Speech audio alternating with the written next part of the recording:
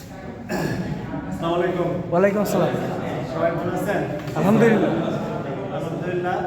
আমরা ড্রাইভার হচ্ছি না, যেহেতু ড্রাইভিং শিখতেছি, সেহেতু এই পেশাটাকে আমাদেরকে জানতে হবে। কি করতে হবে? জানতে হবে। এই পেশাটাকে জানতে হবে। আমার প্রফেশনাল, এটা আগেই বলছি, আমাদের কি পর্যাপ্ত পরিমাণ জ্ঞান থাকবে, আমরা কি দায়িত্ব পালন করব, সেই দায়িত্বগুলো আমাদেরকে জানা লাগবে। একজন ড্রাইভারের বা একজন চালকের অনেক দায়িত্ব পালন করা লাগে, তার ভিতরে কিছু দায়িত্ব আছে সেগুলো কি আরো অতিরিক্ত। যেমন এখানে একটা বিষয় আছে কি শিষ্টাচার ও নৈতিকতা, এবং মহিলা, শিশু, প্রতিবন্ধী এ ধরনের যাত্রীদের সাথে বা সাধারণ যাত্রীদের সাথে আপনার কি হবে, আচরণ কেমন হবে সেটা, তাই না? আমরা যাত্রীবাহী গাড়ি চালাবো, তাই না?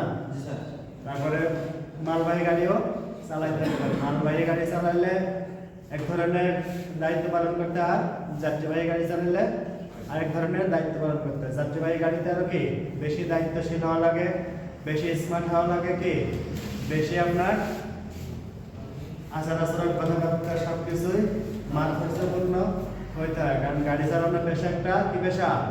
মহান পেশা। যে পেশা একটা জিম্মাদারিত্ব পেশা, যে পেশা একটা দায়িত্বশীল পেশা। এই পেশা থেকে আমরা যদি সঠিক দায়িত্ব পালন না করি, আমি এই জায়গায় কি বেশিক্ষণ থাকতে পারবো না, আমার সুনাম তৈরি হবে না, আমি একটা সময় কি হবে, চাকরি হারাবো, তাই না? সেই জায়গা থেকে আমাদের নৈতিকতা অনেক বেশি প্রয়োজন। একজন মানুষের নৈতিকতা শুরুর কথা থেকে আমাদের পারিবারিক শিক্ষা থেকে, তাই না? অনেক কিছু আমরা এই পর্যন্ত শিখে আসছি। হয়তো ড্রাইভিং অকুপেশনে আমরা নতুন আসতে চাচ্ছি, সেই জায়গাটাতেও আমাদের কি ড্রাইভিং এর যে নৈতিকতা আছে সেগুলো শিখতে হবে। ঠিক আছে? এখানে অনেকগুলো বিষয় আমাদের জড়িত থাকে। সেটা হচ্ছে, আমি যাত্রীবাহী গাড়ি চালালে আমার যাত্রীদের সাথে আমার যে আচরণ হবে, এবং আমার কন্ডাক্টরকে আমি কিভাবে রাখবো বা আমি আমার হেল্পারকে কিভাবে রাখবো, সেগুলো কিন্তু একজন চালকের উপরে ডিপেন্ড করে। আপনি গাড়ি চালাচ্ছেন, আপনার অধীনে আরো দুইজনে তো লোক থাকবে, তারা যাত্রীদের সাথে কি আচরণ করবে সেটাও কি আপনার উপরেই নির্ভর করতে হবে। আপনি যেহেতু কি হবেন, এটা আগের দিন বলছিলাম, একজন চালক সে শুধু চালক কি না, সে আছে চালক, পরিচালক, সর্বোপরি সে আছে মহাপরিচালক। ঠিক আছে? সেই জায়গা থেকে আপনার দায়িত্বটা কি অনেক বেশি। তো এই সড়ক দুর্ঘটনা ঘটারও যে কারণগুলো থাকে, সেই জায়গা থেকেও আমাদেরকে চালকদেরকে নিজেদের রক্ষা করতে হবে, যাত্রীদেরকে রক্ষা করতে হবে। সব মিলিয়ে আমাদের দায়িত্বটা অনেক বেশি।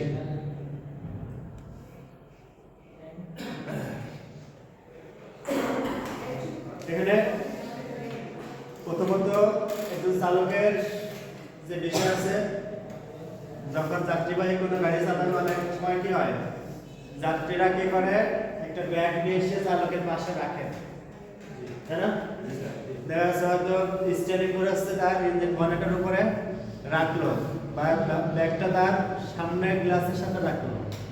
এই যে রাখাটা হয়তো অনেকে না বুঝে রাখে, কিন্তু যে যাত্রী রাখলো সেই যাত্রীর সাথে যদি আপনি মিসবিহেভ করেন, খারাপভাবে নেন, তাহলে কি হবে?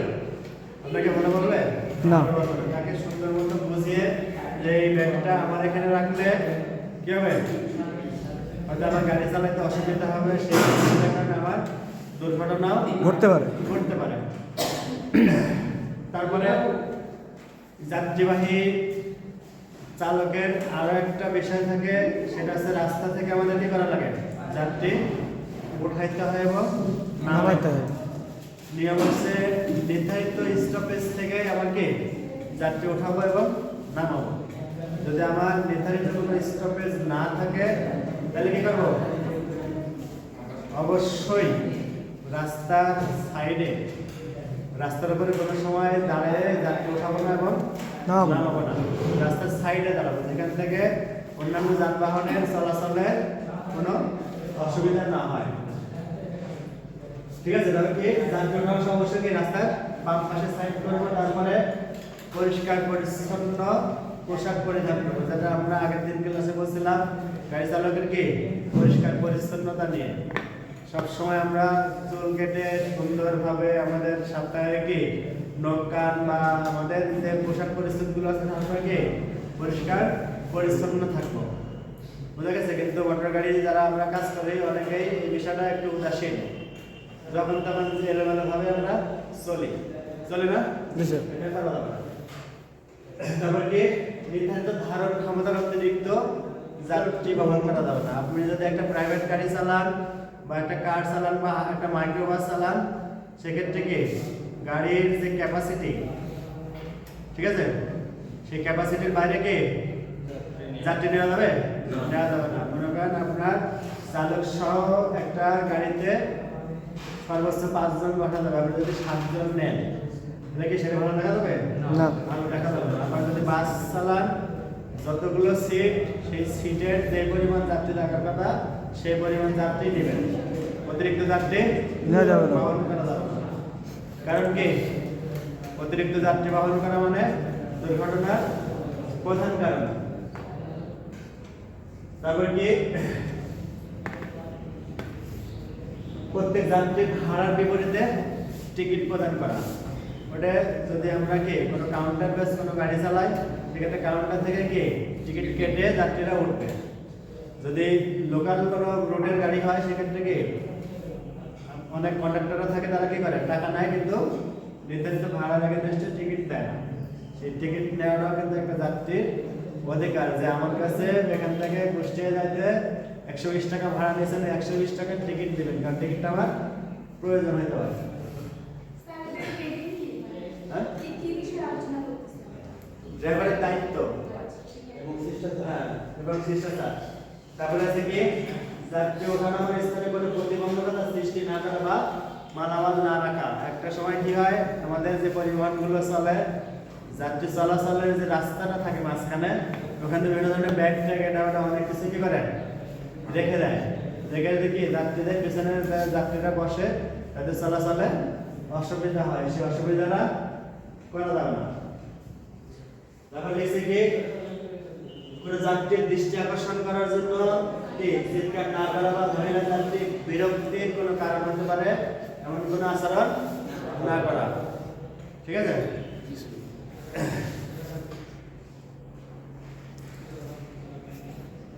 তারপরে কি অধিক মালামাল পরিবহন না করা। আমরা আগেই জানছি সড়ক দুর্ঘটনার 4টা মূল কারণ, সেটা কি ওভার কনফিডেন্স, ওভারলোড, ওভারটেকিং আর ওভার স্পিড। অতিরিক্ত মালামাল বহন করা। তারপরে কি গাড়ি চালানোর সময় কোনো প্রকার খাবারও খাওয়া যাবে।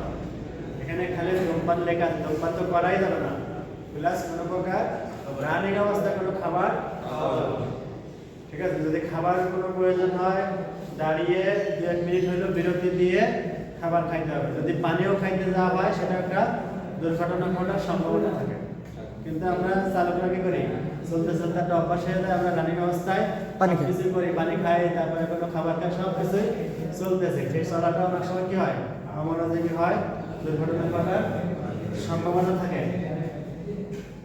তো এখানে যেটা আছে পরে, এখানে আছে মহিলা শিশু প্রতিবন্ধী বা কে পেশাদার প্রতি পেশাদার গাড়ি চালকের করণীয়। যারা পেশাদার গাড়ি চালক হবে তাদের করণীয় কি হবে, মহিলা শিশু প্রতিবন্ধীদের সংরক্ষিত আসন। আমাদের এইসব লোকাল গাড়িতে কোনো কি সংরক্ষিত আসন নেই, কিন্তু ঢাকা শহরে যে সিটি বাসগুলো আছে সবগুলো কি সংরক্ষিত আসন আছে। হ্যাঁ, ছেলেরা ওঠে বসে থাকে। তারপরে কি আছে, মহিলা শিশু ও প্রতিবন্ধী যাত্রীদের সাথে ভালো ব্যবহার করা। যাত্রী সাধারণ বিশেষ করে শিশুদের ক্ষতি হতে পারে এমন হর্ন না বাজানো। হর্ন বাজানোর যে নিয়ম আছে সর্বোচ্চ কি 3 সেকেন্ড, 3 সেকেন্ডের বেশি বাজাবো না। হাইড্রোলিক হর্ন বাজাবো না, ঠিক আছে। হাইড্রোলিক হর্ন বাজানো কি পরিবেশের জন্য ক্ষতিকর, সাউন্ড পলিউশন। তারপরে কি আকস্মিকভাবে দ্রুত ব্রেক প্রদান না করা। আমি গাড়ি চালাচ্ছি, যাত্রীবাহী গাড়ি হুট করে কি ইমার্জেন্সি ব্রেক যদি চাপি আবার যাত্রাটা কি হবে সিটের থেকে বাইরে এসে পড়ে যাবে, দুর্ঘটনা তাদের মাথায় আঘাত লাগতে পারে। তারপরে কি অনেক সময় স্পিড ব্রেকারে কি করে ড্রাইভাররা স্পিড ব্রেকার পাশ কেটে চলে যায় বা কি করে ব্রেক না চেপে গতি বাড়ায় চলে যায়। স্পিড ব্রেকার যে জন্য দেয় কি জন্য মানে গতিরোধক, ওখানে অবশ্যই আপনার গাড়ির গতি কমাইতে হবে। তারপরে আসছে কি ঝুঁকিপূর্ণ ওভারটেকিং না করা এবং মাত্রাতিরিক্ত গতিতে গাড়ি না চালানো, যেটা আমরা আগেই জানি ওভারটেকিং মানে কি সড়ক দুর্ঘটনার মূল কারণ। সেটা যদি আরো ঝুঁকিপূর্ণ হয় বা দুর্ঘটনা ঘটবে। তারপর মহিলা শিশু বা প্রতিবন্ধী ওঠা নামার সময় সর্বোচ্চ সহযোগিতা করা, ঠিক আছে। হয়তো বয়স্ক মানুষ থাকতে পারে বা তাদের সাথে বাচ্চা থাকতে পারে, তাই না? এবং প্রতিবন্ধী যদি হয় তাদেরকে কি সর্বোচ্চ সহযোগিতা করা। তারপরে ভাড়া আদায়ের সময় কন্ডাক্টরের মার্জিত ব্যবহার নিশ্চিত করা, যেটা আগে বললাম আপনার অধীনস্থ সুপারভাইজার বা কন্ডাক্টর বা কি হেল্পার যারা থাকবে তারা যাতে যাত্রীর সাথে ভালো আচরণ করে সেটাও আপনার দেখা। তারপরে গাড়ি চালানোর সময় পরিষ্কার পোশাক পরিধান করা, অন্যান্য আসন সহ পরিষ্কার পরিচ্ছন্ন রাখা, ঠিক আছে।